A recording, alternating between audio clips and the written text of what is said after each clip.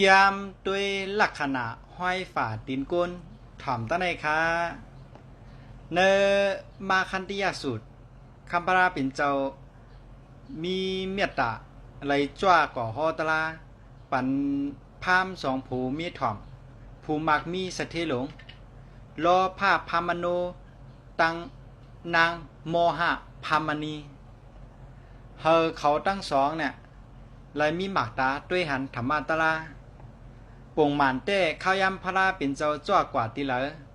เตมีลมปัดลอยๆอ่ำเฮอห้อยตินพระเปียเหนข้างไว้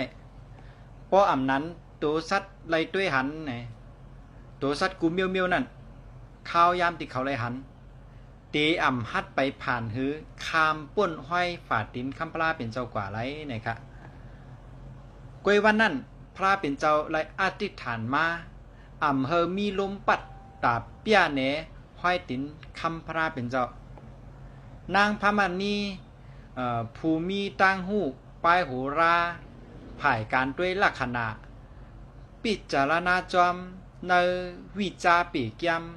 ติอันวาลวยการด้วยตินกุลผมจอมถึงตีไร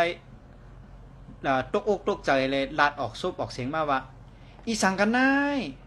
ห้อยตินกุลก็ได้นับเป็นหนึ่งในแผ่นดินเมืองอ่ำมีใจผู้เหลือมาเพียบเตรียมแต่เขาไรเสียอิดในว่าเนาะก็ไรด้วยหันเป็นของก้นที่มดเสียงกิเลสะจุนเปียดอ่ำยินหนีจอมการเตะนาเฮิรนยาวในว่าเนาะจอมหนังปีกจ้ำตะคอลักษณะลาด้วยจังไหนคะมีอยู่สี่เปิงขนาดห้อยฝาตีนก้นในต้องไว้น่ะเสียงเลี้ยวเขาปูก้นนางเลี้ยวเขาเจอกันต้องไว้หนึ่งห้อยตีนโกงยงในว่าเนาะมันเตม่องกลางฝาตีนห้อยตีนโกงยงในเป็นห้อยตีนของคนมีราคาในว่าหรือมีโลภะคาไรน้ำสองห้อยตีนโซนตีนนักในว่าโซนตีนนักโซนตีนเพราะวันนอกหน้าป่างเขาตีกับปันไอ้เนี่ยเข้าในแค่หันได้ดีเนาะเข้าฝนนะก็ยำลงลิ้นกันในห้อยตีนหันได้ดีเนาะส่วนตีนนักเนี่ยว่าเป็นห้อยตีนของกวนมิโตซาคีเจล้ำเนี่ยว่าเนาะสามห้อยตีน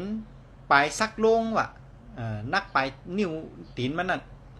เป็นห้อยตีนของกวนมีโมหะว่ะกวางเมาง่ายเนี่ยว่าเนาะสี่ตอนตาห้อยตีนคัมพราเป็นเจ้า